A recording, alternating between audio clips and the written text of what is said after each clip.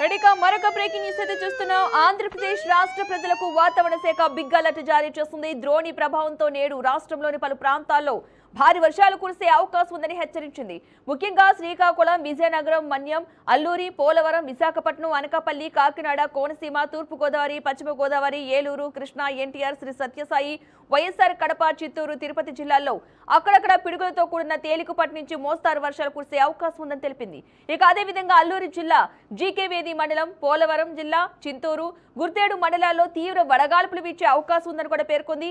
ఇక అలాగే అల్లూరు జిల్లా ముంచింగిపుట్టు, ఏలూరు జిల్లా వేలేరుపాడు, పోలవరం జిల్లా కూనవరం, వరరామచంద్రాపురం మండలాల్లో కూడా వడగాళ్ల ప్రభావం చూపే అవకాశం ఉందని వెల్లడించింది. వర్షాల సమయంలో పొలాల్లో పనిచేసే రైతులు, కూలీలు, పశు కాపర్లు చెట్ల కింద నిలబడరాదని వాతావరణ శాఖ అయితే సూచించింది. అలాగే ఎండ తీవ్రత, ఉక్కపోత దృష్ట్యా ప్రజలు తగిన జాగ్రత్తలు తీసుకోవాలని అధికారులైతే హెచ్చరించారు.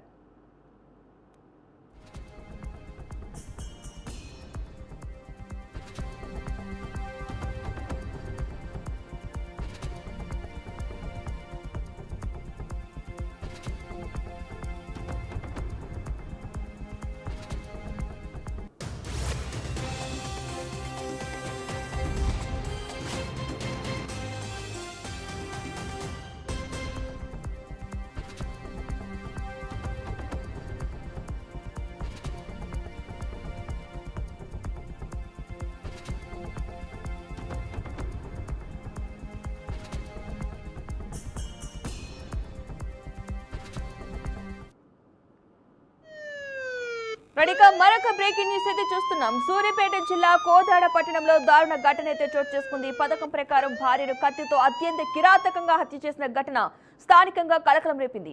జగ్గయ్యపేటకు చెందిన శిరీషతో కోదాడ పట్టణానికి చెందిన మణిదీప్ ప్రేమ వివాహం చేసుకున్నాడు. వీరిద్దరూ 7 ఏళ్ల క్రితం వివాహం చేసుకున్నట్లుగా స్థానికులైతే తెలిపారు. అయితే కొంతకాలంగా భార్యాభర్తల మధ్య గొడవలు జరుగుతున్నాయి. ఈ నేపథ్యంలో శిరీష పోలీస్ స్టేషన్లో ఫిర్యాదు కూడా చేసినట్లు సమాచారం. దీంతో భార్యపై కక్ష పెంచుకున్న మణిదీప్ పథకం ప్రకారం తన వెంట తీసుకువచ్చిన కత్తితో పోలీస్ స్టేషన్ సమీపంలో శిరీషపై దాడి చేశాడు. తీవ్ర రక్తస్రావంతో శిరీష అక్కడికక్కడ మృతి చెందింది.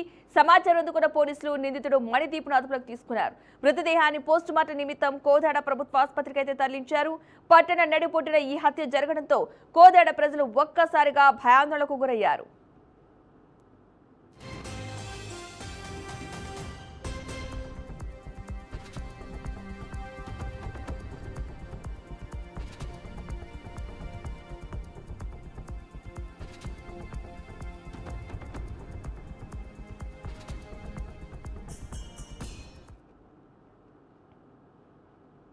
ఇక ఇదే కేసుకు సంబంధించి మరో కీలక విషయం వెలుగులోకి వచ్చింది. నిందితుడు మణిదీప్ వారం రోజుల క్రితం భార్య శిరీష అక్రమ సంబంధం పెట్టుకుందనే అనుమానంతో తీవ్ర మనస్తాపానికి గురైనట్టుగా సమాచారం.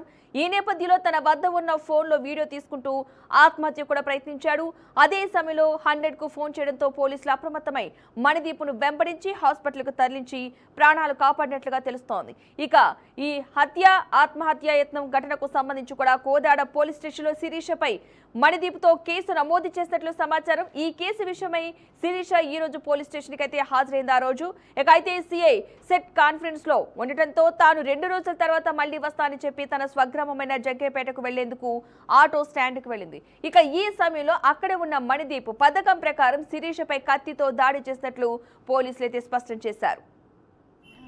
మా అమ్మ కాడ పెరిగింది. అది చచ్చిపోయాక మా అమ్మ చచ్చిపోయాక మా చెల్లె కాడికి వచ్చింది 4 రోజులు. నాకు వీడు అట్ట మరి పరిచయం ఏమో మీ చెల్లె వాళ్ళది ఎవరు? పోదాడే ఇక్కడ సొంత కాడ. అయితే అట్ట పరిచయం చేసింది ఏమో పిల్లలు తీసుకొని పోయినాడు. 7 సంవత్సరాలు. అబ్బాయి ఎవరు? ఇక్కడ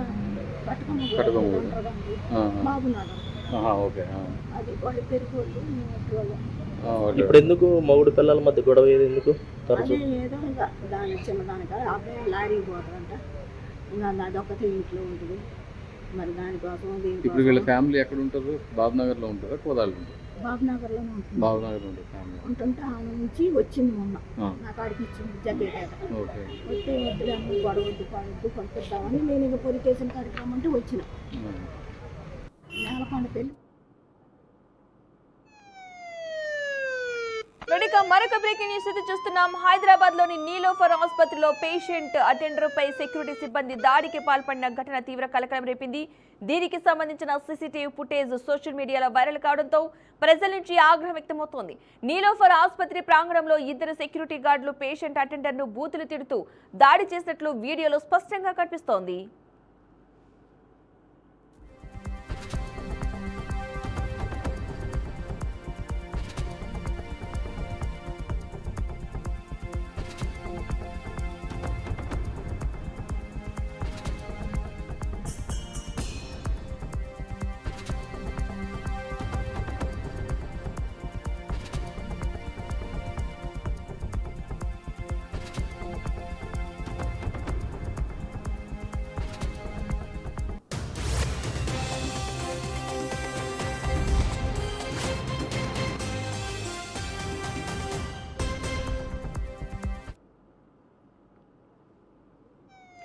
రెడీగా మరొక బ్రేకింగ్ న్యూస్ అయితే చూస్తున్నాం. హైదరాబాద్ పరిధిలో డ్రగ్స్ అక్రమ రవాణా అమ్మకాల కేసులో ముగ్గురు ఐటీ ఉద్యోగులు పట్టుబడ్డారు.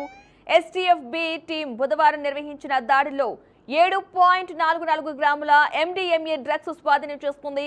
హయత్ నగర్ సమన్ నగర్ కు చెందిన అంజద్ అనే సాఫ్ట్వేర్ ఉద్యోగం కోల్పోయిన తర్వాత డ్రగ్స్ వ్యాపారంలోకి దిగినట్లు అధికారులు అయితే తెలిపారు. బెంగళూరు నుంచి MDMA డ్రగ్స్ తెప్పించేందుకు హేమంత్ అనే మరో సాఫ్ట్వేర్ ఉద్యోగి కూడా పెట్టుబడి పెట్టినట్లుగా వెల్లడించారు. లాభాల్లో వాటా ఇస్తామని చెప్పి ఈ వ్యవహారాన్ని ప్రారంభించినట్లుగా సమాచారం. ఇక హరీష్ అనే మరో ఐటీ ఉద్యోగి ఈ డ్రగ్స్ కొనుగోలు చేసేందుకు ముందుకు రాగా అదే సమయంలో STFB టీం వారిని పట్టుకుంది. ఇక బెంగళూరులో 1 గ్రాము MDMAను సుమారు 2,000 రూపాయలకు కొనుగోలు చేసి హైదరాబాద్ లో 8,000 నుంచి 10,000 రూపాయల వరకు విక్రయిస్తూ భారీ లాభాలు ఆర్జిస్తున్నట్లు అధికారులు తెలిపారు. ముగ్గురిని అరెస్ట్ చేసి స్వాధీనం చేసుకున్న డ్రగ్స్ తో పాటు Hayathnagar excise police station కు అప్పగించినట్లు STFB team leader Pradeep Rao వెల్లడించారు.